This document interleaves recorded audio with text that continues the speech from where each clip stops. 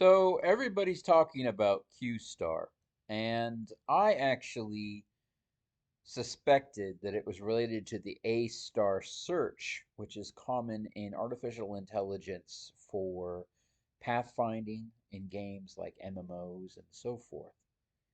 And so I built up some context in ChatGPT, and then I just flat out asked it, "Hey, what is Q star? How does it work?" And it told me. This is supposedly really super secret, so I have no idea if this will be censored in the future or not. But what is the Q star algorithm? How does it work? Makes ChatGPT respond with this. The Q star algorithm is a reinforced learning algorithm used in machine learning for solving problems relating to decision making and sequential actions.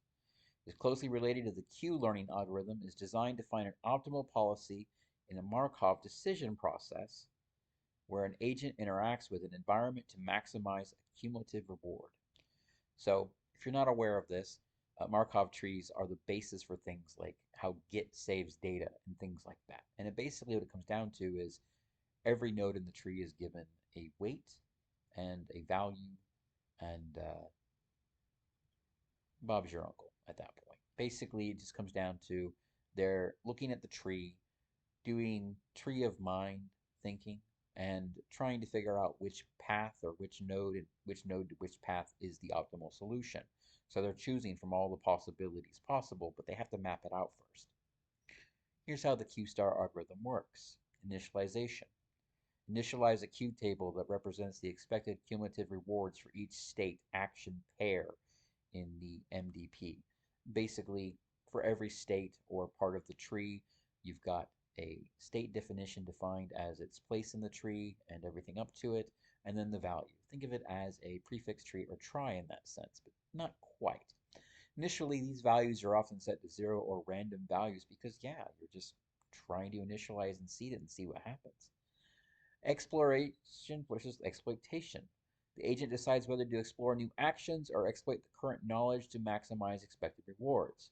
Exploration is important for discovering better actions, while exploitation is about choosing actions based on the current Q table. So, exploration in this case would be you're trying to discover better actions by doing the math to figure out if there's better options that can be added to the tree or not, while exploitation is about choosing what's available in front of you in order to figure out if from the options you have available, which one's best.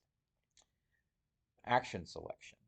The agent selects an action based on an exploration strategy.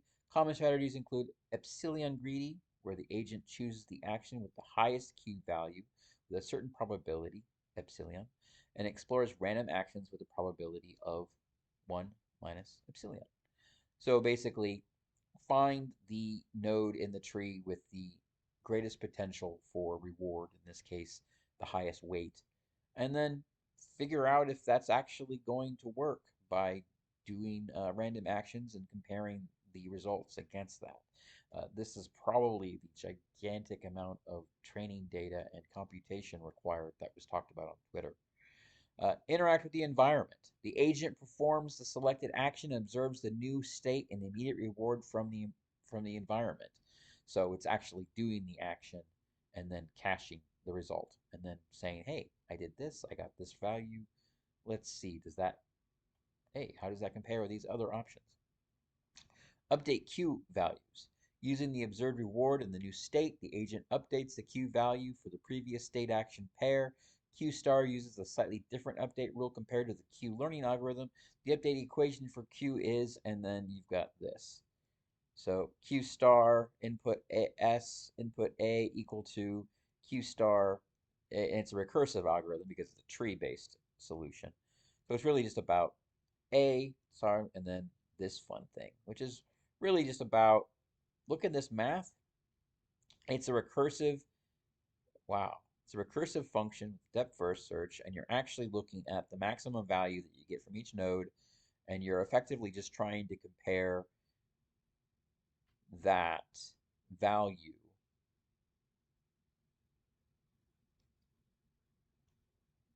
I'm going to highlight this to make it easy for you. And This looks like a very recursive and expensive search to me because you're effectively iterating through every single possibility in the tree and comparing them to the opportunities that I each of the opportunities in the tree present, and you're using the weight value to compare uh, how valuable each of these are. And it's interesting because you're actually just trying to get the max value, in this case, most opportunity. So Q star A is the updated Q values for state S and action A. A is the learning rate, controlled by how much Q value is updated. R is the immediate reward obtained for taking action. A in state S, that makes sense. Y is the discount factor that determines the importance of future rewards. AKA, if you've already, if you're already doing the thing that's making a lot of success, then maybe you don't need to worry about better options because the one you have is good. S star is the new state after taking action A. A state is the action that maximizes the Q value in state S. Okay, so this is this fancy way of saying that you are going to do some recursive math, iterate through all the nodes in the tree, but first you have to calculate the edges in the tree to basically create all the options, and then you're going to map them as a separate process. That is, wow, computationally expensive, which means it's monetarily expensive. And so repeat, continue the process of action selection, interaction with the environment, and Q value updates for a large number of iterations or until convergence, which is a fancy way of saying keep running that process until you get the answer. Because you never know what will stop. Policy extraction. Once the Q star algorithm has converged or reached a suitable point, the optimal policy can be extracted by selecting the action with the highest Q value for each state. The goal of the Q star algorithm is to find the optimal Q values that represent the expected cumulative rewards for each state action pair, leading to an optimal policy that maximizes the agent's long-term rewards in the Markov decision process. AKA, it's tracking itself via that chain and looking at the historical data and is trying to optimize itself based on that context. It is a powerful technique for solving reinforcement learning problems where an agent learns to make sequential decisions based on feedback in its environment. Explain that to me like I am 5 years old. Cool. Now, the 5-year-old explanation.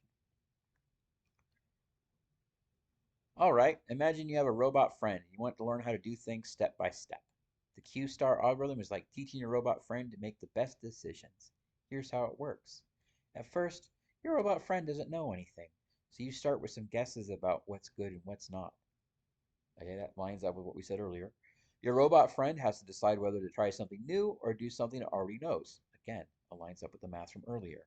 It's like deciding whether to try new games or play its favorite one. Because let's face it, its favorite one may provide the most value, as we talked about earlier.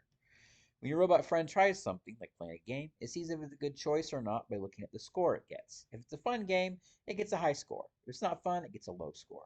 AKA, it's not going to keep working on tree nodes that are already of low value. It's just going to skip that.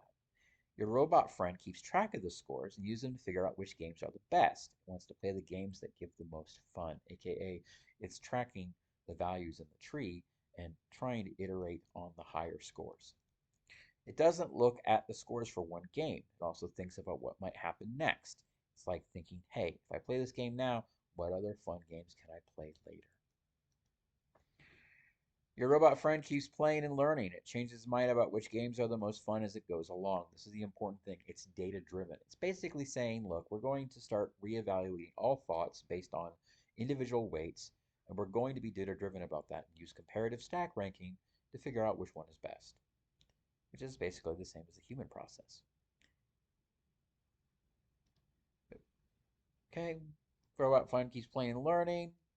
Gets data driven. Eventually, your robot friend becomes really good at picking the most fun games to play. It learns the best way to have fun because it has a cast representation of the local tree node graph for the highest weights. So, the Q-star algorithm keeps your robot friend learn about make good decisions by trying things, looking at the scores and figuring out what's most fun. It's like teaching your robot friend to be really smart. Okay, the cool thing about this, if you really want to summarize this, it's just being data driven. It's trying a lot of things, it's failing fast, and it's actually iterating the same way we teach people to do. That's all this is. That's all Q star is. It's like this isn't new, it's just they've translated psychology into code.